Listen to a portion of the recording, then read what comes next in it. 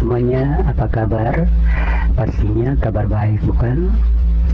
Bersama saya Romeo Dirk Junior di channel yang spesial membahas tentang video-video apologet Kristen dan video-video kesaksian Kristen yang berasal dari sumber-sumber data yang terpercaya dan valid. Video ini bertujuan hanya ingin mengedukasi penonton tentang apa yang dibahas sesuai judul video. Oke teman-teman sekalian, kali ini kita akan menyaksikan video yang diberi judul Tuhan berfirman, "Akulah yang awal dan akulah yang akhir, yang maha kuasa, yang ada dan yang ada, tidak ada Allah selain aku."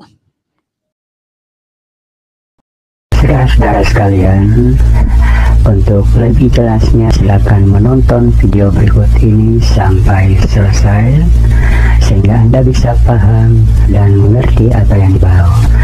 Jangan lupa tinggalkan pendapat Anda di kolom komentar. Selamat menonton. Terima kasih. God bless. Yesus yang termanis buat jiwaku, buat jiwaku, buat jiwaku. Yesus yang termanis buat jiwaku, ku cinta selamanya.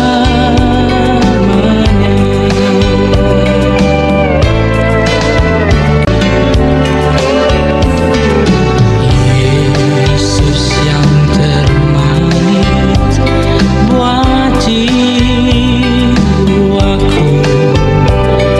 buat jiwaku, buat jiwaku. Yesus yang termanis buat jiwaku, ku cinta selamanya.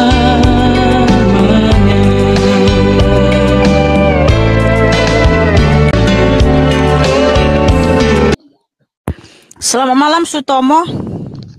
Ya, selamat malam. Ya, silakan buka kamera saudaraku. Oke. Oke, jelaskah? Iya, jelas, silakan. Oke, boleh bertanya? Boleh, silakan saudaraku. Ini pertanyaannya antara siapa Yesus dan siapa Isa Al-Masih? Oke. Tuhan Yesus Kristus adalah Tuhan pencipta langit dan bumi. Tanpa Dia tidak ada sesuatu pun yang jadi dan segala yang jadikan.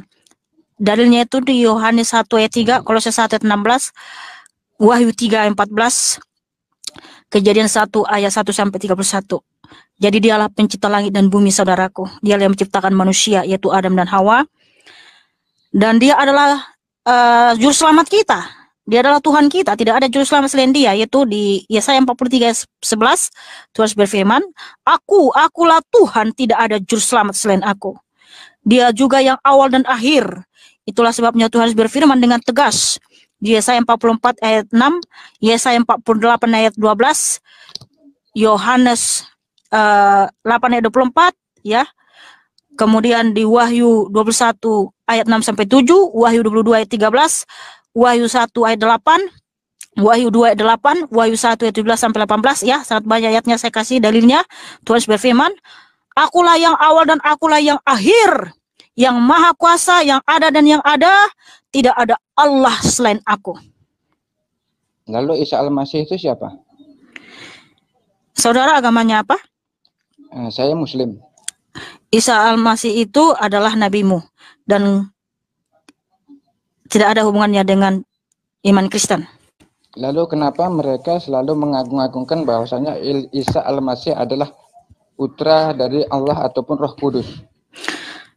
Saya nggak pernah bilang Isa Al-Masih putra dari Roh Kudus. Enggak, itu ada penjelasannya. Bahasanya Isa Al-Masih itu adalah salah satu dari sesembah Tuhan bagi yang ada yang menganggap Tuhan daripada umat Kristiani. Ah, di mana datanya? Yaitu dari sejarah-sejarah kenaikan Isa Al-Masih kan ada. Sejarah-sejarah mana? Di Isa Al-Masih itu kan ada. Lalu kalau bukan gitu. Lalu kenapa enggak ini Isa Al-Masih itu kan Bang, mohon maaf. disalib. Enggak. Kalau ngomong dulu, itu dengarkan pakai penjelasan data, saya. Bang. Ya, dengar dulu penjelasan saya. Isa Al-Masih Yang itu kan ini disalib. nggak mau saya panjang-panjang narasinya, nanti Iya, betul. semua liar dan Enggak, menyesatkan sehingga Enggak. tertipu dengan ucapan-ucapanmu, sementara kamu nggak punya dalil dan data. Kalau ngomong pakai data, Bang. Enggak, Isa Al-Masih itu kan bagi kalian dituhankan, bagi kami mereka itu Aduh, adalah datanya nabi. mana? Nabi Isa itu kami tuhankan, datanya di mana, bro? Lalu Tolong kenapa? ya, abang yang cakep dan manis, yang paling ganteng se-Indonesia ini, tolong ya, di mana datanya orang Kristen menuhankan Nabi Isa? Ya, jadi kalau tidak, kenapa itu yang disalib itu kan keterangan dari itu kan Nabi Isa Al-Masih. Kenapa kalian itu anggap Tuhan? Betul Mana nggak? datanya? Sekarang betul nggak? Pertanyaan saya itu betul nggak?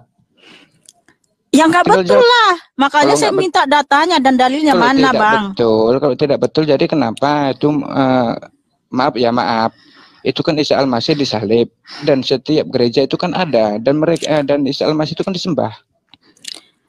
Yang mana datanya kami menyembah Isa Al-Masih? Enggak, aku bukan ini faktanya aja. Enggak, kita nggak usah pakai data, faktanya betul nggak? Makasih, R. Lipo. Bang, emang Nabi Isa itu disalib ya? Ya, jadi kalau enggak disalib, itu yang disalib siapa? Menurut Iya, kalian masa, lah, bukan menurut saya. iya, saya mau tanya sama Bang, yang disalib itu Nabi Isa. Ya, kalian mengakui enggak itu? Enggak, saya tanya sama Abang, kan tadi kamu bilang Nabi Isa itu disalib. Berarti Kalau Nabi Isa itu menurut disalib, mati dan bangkit ya? Kalau Ya, menurut saya itu tidak benar karena menurut ajaran agama saya Nabi Isa itu hingga saat ini dia itu belum meninggal dan dia diangkat ke langit oleh Allah. Di langit, ngapain dia di langit, Bang? Dan di menurut ajaran agama kami Halo, di Bang. akhir zaman Maaf, iya, mau nanya, Bang, ngapain Isa di langit, Bang? Isa di langit diangkat ke langit karena dia mempunyai tugas di akhir zaman untuk membasmi nanti yang namanya Dajjal menurut agama kami ya. Iya, saya nanya, Nabi Isa ini diangkat ke langit, di langit dia ngapain, Bang? Dia menunggu tugas terakhirnya untuk membasmi Dajjal di saat Dajjal Menunggu, nanti, berarti duduk-duduk aja di situ. ya kalau masalah dia mau duduk mau diri itu bukan urusan kita. Yang jelas dia punya tugas yang akan dikerjakannya di akhir zaman. Bentar dulu, masa ada yang typing dagang cilok katanya? Ih, ada Dan setahu saya juga dulu sekolah pernah berteman sama orang kita Kristiani. Saya sering juga lihat-lihat kitab mereka. Dan dari setiap kitab yang dibawanya lain penerbit udah lain isinya. Masa sih? Ya. Kalau masalah nanya masa sih itu jangan ngomong sama saya, tanya penerbitnya kenapa seperti itu Alkitab itu. Penerbitnya siapa? Lain dari penerbitnya udah lain juga. Mungkin terbalik isinya itu tidak sesuai dengan buku Alkitab yang satu. Penerbitnya siapa? Itu kan cetak buku lah, nggak mungkin saya lah yang terbitkan. Aduh, Dan gimana ya kamu bilang, masa sih kamu tanya aja lah penerbitnya siapa yang mau kutanya? Ya penerbitnya tukang terbit buku lah, nggak mungkin lah saya apal penerbitnya satu persatu, cuman boleh ya tukang penerbit buku, nama lembaganya apa gitu kamu loh. pernah nggak Nama penerbitnya apa? Kamu pernah nggak dengar pidato Zakir Naik? Pidatonya yang mana itu? Ya nanti buka di YouTube. Kenapa Zakir Naik bisa mengungkap seperti itu? Nanti pelajari di YouTube coba. Kamu pernah dengar Christian Prince enggak? Enggak pernah, kenal saya bukan salah satu. Ya udah begini saja, kamu suruh saya dengarkan Zakir Naik, nanti saya dengerin. Saya suruh juga kamu dengarkan Christian Prince ya, Christian Prince di YouTube. Boleh. Cari Christian Prince di YouTube. Oke, udah di follow, mungkin lain kali kita bisa buktikan. Iya, buktikan ya. Dan yang jelasnya kalau masalah tadi Isa Al-Masih naik, itu dia di atas mau duduk-duduk itu bukan urusan saya, dan itu menurut kepercayaan saya Isa Al-Masih diakui sebagai nabi di dalam agama saya, itu tidak dipungkiri. Ya udah, Nah, mau yang kalian bilang Nabi Isa itu nabi, mau siapa itu bukan urusan kami, Bang. Itu urusan kalian. iya, tapi yang jelasnya, Makasih Lipu-Lipu. Thank hmm, you. yang God bless you. jelasnya dalam yang sepengetahuan saya, yang pernah saya dengar, itu antara Isa Al-Masih dan ya jangan ketawa, dan Yesus itu Kalau ngomong itu pakai data, Bang. Dari tadi ngomong terus keluar-keluar. Nggak ada datanya satu pun. sekarang gini, kita dari fakta aja, kita nggak usah pakai data. Loh, aduh, Bang, tolong. Aduh, Ya kamu bicara ini dengan udah data kamu. ngeri nih, Bang. Ya Ngeri udah, nih, Bang, ngeri. kalau ngeri di off kan aja lah, kalau ngeri kira-kira ngeri di off kan aja. Kan Abang bilang nggak usah pakai data. Ngeri lah. Sekarang gini, bicaranya gini, kamu bicara pakai data karena kamu pegang buku dan baca buku. Coba kalau kamu tidak pakai buku. Saya perhatikan dari tadi setiap kamu menyampaikan ayat ini kamu selalu baca buku. Saya nggak Karena baca buku, Bang. Saya itu datanya ada dalilnya berdasarkan Alkitab yang tertulis di sini, Bang. Iya, Nih. kan. Iya, kamu bisa ngomong gitu kan karena kamu membaca. Coba nggak membaca, kamu pasti nggak tahu apa itu isi Alkitab semua itu. Loh, ya iyalah, dari membaca kita tahu isinya, Bang. Macam mana ya, Bang, ini? Aduh. Iya, kamu merasa bisa. Itu karena kamu pegang Alkitab, kamu bukan menguasai. Loh, karena saya baca lah, Bang, makanya saya ingat ayat-ayatnya. Makanya abang itu juga harus banyak baca, banyak belajar, Bang. Mohon maaf, Bang, bahkan kitabmu aja saya baca, Bang. Saya kalau ada waktu saya selalu baca kitabmu, Bang. Kamu betul, kamu nyampaikan tadi berdasarkan data-data karena kamu baca, bukan karena kamu udah hafal semua itu, bukan. Jadi udah rungkat aja lah. Kok kau suruh-suruh pula aku rungkat?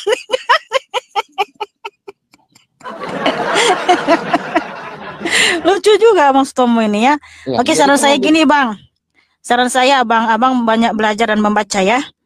Pelajarilah Quran baik-baik, baca hadis semuanya baik-baik, Bang. Saya sarankan abang banyak belajar, Bang. Makasih, Bang ya. Iya. Oke, makasih abangku. Tuhan memberkati dan mengasihimu. Tepuk tangan buat Bang Sutomo yang cakap dan manis.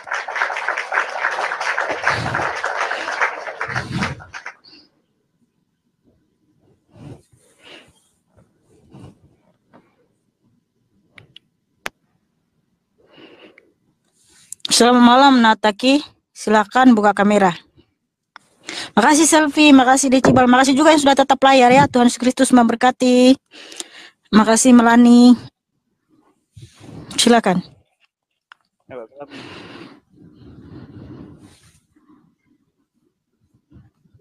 Malam kami kan ya, ini mau nanya aja. Kami kan ya, ini mau nanya aja.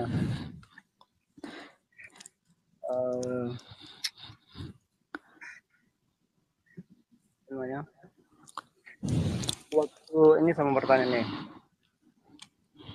Nabi Adam itu apa nabi awal ya atau gimana dalam Kristen?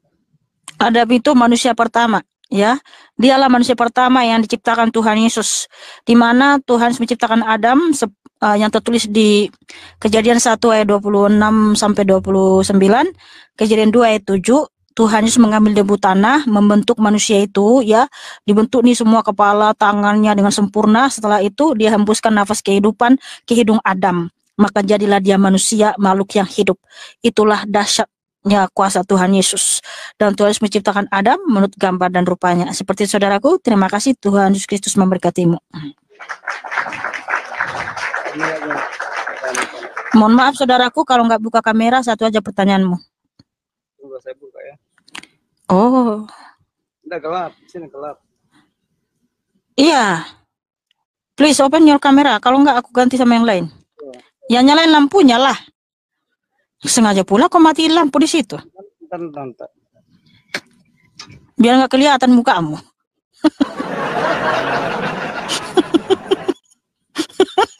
Tuh kan?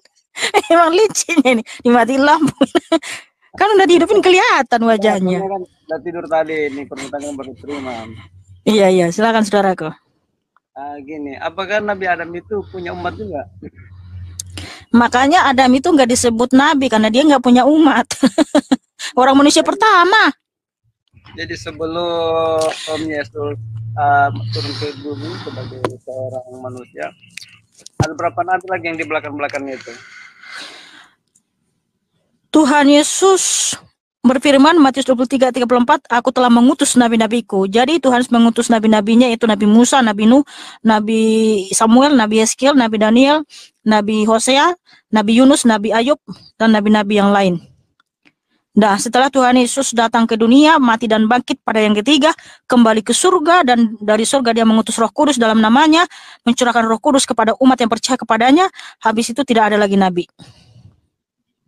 Apakah nabi-nabi sebelum Yesus turun itu nggak ada yang punya umat? Hah? Nggak ada yang punya umat? Nggak ada pengikutnya seperti itu?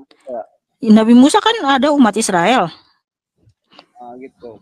Nah, kenapa Nabi Isa, apa Tuhan Yesus, kenapa nggak turun pada waktu Nabi Musa? Karena di situ kan ada manusia juga yang membutuhkan seperti bagaimana turun pada zamannya Tuhan Yesus turun. Kenapa nggak sebelumnya itu dia turun? Kan di situ ada juga manusia. Aduh.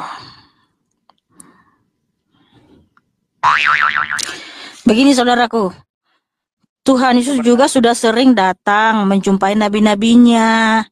Dia juga turun ke bumi dalam rupa manusia. Itu namanya tadi disebut teofani. Tapi kenapa dia turun sebelum itu enggak melalui baik? Kenapa turun pada zamannya? Kenapa? Oh ya, kenapa pada abad pertama? Nah, kenapa kenosisnya itu di abad pertama? Karena di abad pertama ada hukum salib. Sebab Mesias itu memang harus mati di salib, bukan mati ditembak, bukan mati di kandang singa, bukan mati oleh banjir banjir apa namanya itu? Banjir Padang. Bukan ya, di zamannya Nuh itu banjir apa namanya itu? Air bah. Air bah, ya kan, bukan mati karena banjir air bah.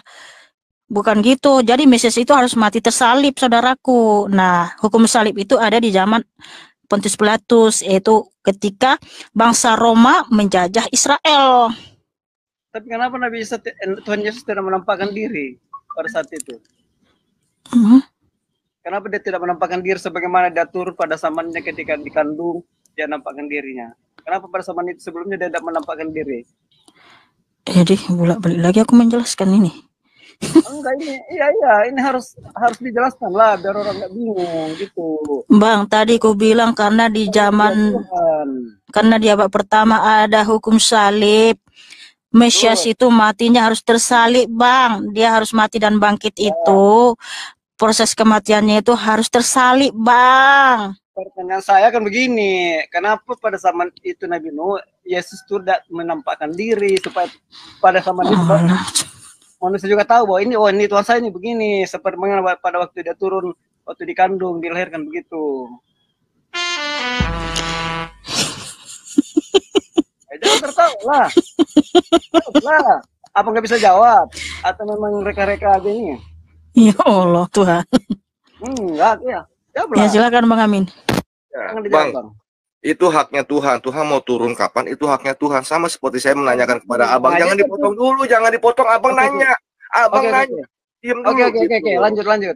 Iya, sama seperti saya akan menanyakan, loh kenapa Nabi Muhammad Anda tidak diturunkan ketika zaman Musa saja, Bang? Kenapa Al-Quran munculnya paling belakangan? Kenapa tidak di zaman Adam saja? Nabi kan ada sama-samanya berurut-urut, mulai dari Nabi Adam sampai Nabi terakhir. Kan yang saya bertanya, kenapa Tuhan Yesus tidak turun pada zaman Nabi sebelumnya itu, menampakkan diri kan, supaya dikenal, oh Tuhan Yesus ini begini modelnya, sebagaimana namanya. Oke, Abang bisa di dalam konteks Abang berkata begitu, tapi dengan tadi Mikana mengatakan, Abang tidak mau terima, harus ada dibuatkan. Dari kita para nabi nubuatan dulu ada di dalam Taurat, di dalam Mazmur itu atau bisa disebut Jabur. Abang tahu Jabur? Kayaknya nggak tahu karena Abang nggak pernah baca Jabur gitu. Dalam Islam itu Nabi itu terus harus dinubuatkan kita para nabi, baru nanti kedatangannya harus digenapi semuanya ini. Iya kan Nabi Tuhan Yesus itu kan menampakkan diri supaya manusia kenal. Dia kan datang dengan Aldi. Kenapa? Kalau bertanya itu harus ada etika. Tuhan Yesus itu Allah yang Maha Tinggi. Jadi sebutnya Tuhan Yesus bukan Nabi. Tolong hargai.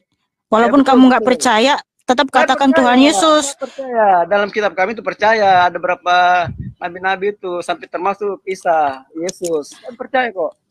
Loh, kalau kamu Saya percaya bertanya. sama Tuhan Yesus, apa nama arti Yesus Kristus? Cuma saya bertanya, jangan tanya saya dong. Saya yang bertanya. Kan di sini kita mau bertanya. Saya bertanya, kenapa? Kan dibilang Yesus itu turun supaya Kayaknya apa, pede banget bilang saya percaya sama Yesus Isa. Ketika ditanya apa arti nama Yesus, bingung. Kan saya mau bertanya. Bukan saya mau ditanya, kan Anda mesti mau ditanya kan? Ya elah, Bang. Terus kenapa kamu dengan pede mengatakan bahwa Tuhan Yesus itu Nabi Isa? Saya gini kan saya bertanya tadi belum dijawab. Gini, kenapa Tuhan Yesus itu turun supaya pada saat itu umatnya kenal, hambanya kenal bahwa oh ini Tuhan Yesus datang sebagai manusia. Kenapa dia tidak nampak, tidak turun pada waktu sebelum zamannya itu seperti Nabi Nuh. Dengar ya, dengar. Jadi mereka sesat kalau Tuhan Yesus tidak nampakkan diri karena kita kesehatan. Dengar Aldi. Jangan kamu bilang pada saat itu Tuhan Yesus itu sering datang menampakkan dirinya kepada Nabi Nuh, kepada Abraham, kepada Musa, kepada Samuel, Nabi Yunus, Nabi Yeskiel, Nabi Yahya ya, Nabi Yesaya. Sering datang Tuhan Yesus menampakkan dirinya, dia turun. Berupa manusia, seperti mana pada zamannya dia dilahirkan. Iya, dia langsung berbicara, bukan dilahirkan, tapi dia langsung datang menjumpai nih. Saya baca ayatnya. Oke, ada datanya. Saya baca dulu ya. Nih, Oke. kita baca aja langsung. Kemudian Tuhan menampakkan diri kepada Abraham dekat pohon terbantin di Mamre, sedang ia duduk di pintu kemahnya waktu hari panas terik. Ketika ia mengangkat mukanya, ia melihat 3 orang berdiri di depannya. Sesudah dilihatnya mereka, ia berlari dari pintu kemahnya, menyongsong mereka, lalu sujud ia sampai ke tanah. Serta berkata, Tuanku, jika aku telah mendapat kasih Tuanku, janganlah kiranya lampaui hambamu ini. Ya, biarlah diambil sedikit air, basuhlah kakimu dan duduklah beristirahat di bawah pohon ini. Biarlah aku ambil sepotong roti, supaya tuan-tuanku segar kembali. Kemudian bolehlah tuan-tuanku meneruskan perjalanannya. Ya, nah setelah Abraham ini membuat roti ya, mengolah anak lembu ya, dimasak ya dengan sangat enak, lalu mereka makan bersama-sama itu ya. Nah kemudian Allah berfirman kepada Abraham, sesungguhnya aku akan kembali tahun depan mendapatkan engkau. Pada waktu itulah Sarah istrimu akan mempunyai seorang anak laki-laki. Nah, jadi dia datang untuk menyampaikan itu kepada Abraham, untuk menyampaikan bahwa Sarah tahun depan akan mengandung. Nah, ketika dia datang menyampaikan itu, dia datang dalam rupa manusia di situ tadi. Ada 3 orang.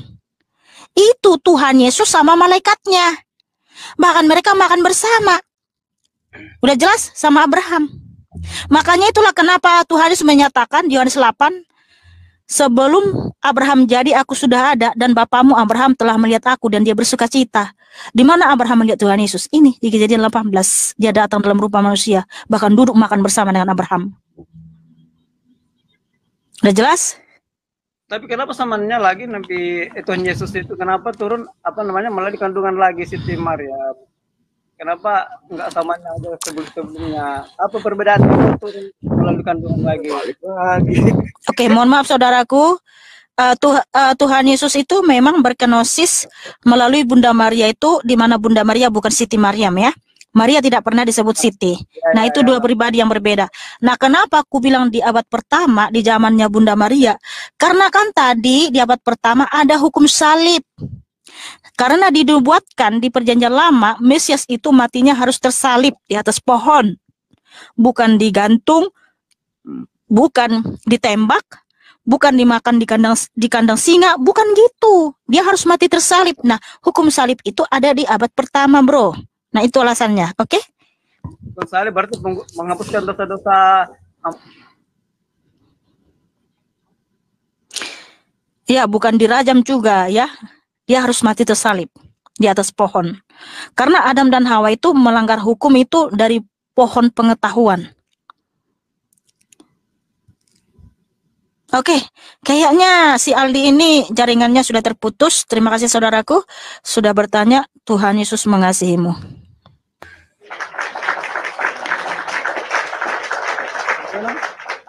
Terima kasih Aldi ya. Enggak, pertanyaan aku tadi belum dijawab. Itu kenapa Nabi Yesus itu, Tuhan Yesus itu disalib untuk menghapuskan dosa-dosa umatnya gitu. Ya, karena memang tidak ada yang bisa menghapus dosa kita selain dari darah Tuhan Yesus Kristus. Jadi umat-umat sebelumnya tidak ada yang hapuskan dong, karena ada disalib pada sama-sama Nabi sebelumnya. Darah Tuhan Yesus berkuasa mengampuni dosa manusia sejak zaman Adam sampai manusia zaman akhir. Makanya waktu Tuhan Yesus memberikan darahnya di atas kayu salib, ada yang bangkit, yaitu manusia-manusia yang mati di zaman perjanjian lama. Manusia yang mati sebelumnya itu, mereka sudah diampuni, mereka sudah masuk surga, sudah bangkit. Boleh bertanya? Ya. Atau udah nggak bisa?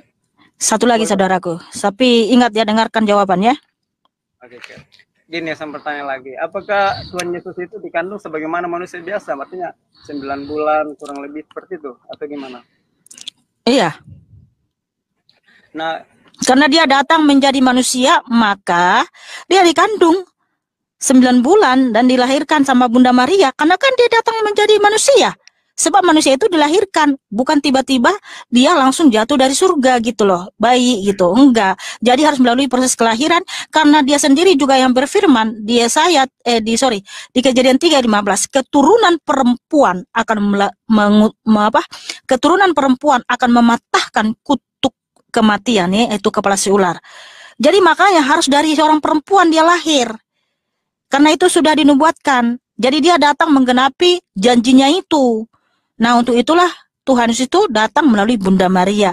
Dan Maria adalah wanita yang terpilih. Makanya Bunda Maria itu bersuka cita memuji memuliakan Tuhan Yesus. Yaitu di Lukas 1 ayat 46-50. Ya, saya rasa sudah cukup dulu. Makasih saudaraku. Terima kasih sudah bertanya. Tuhan Yesus mengasihimu. Tepuk tangan buat Aldi yang cakep dan manis. aduh, Balarga, kabur. Salam ya Mikana, shalom yang di YouTube, buat moderator, Willy, Christian. Ya, shalom.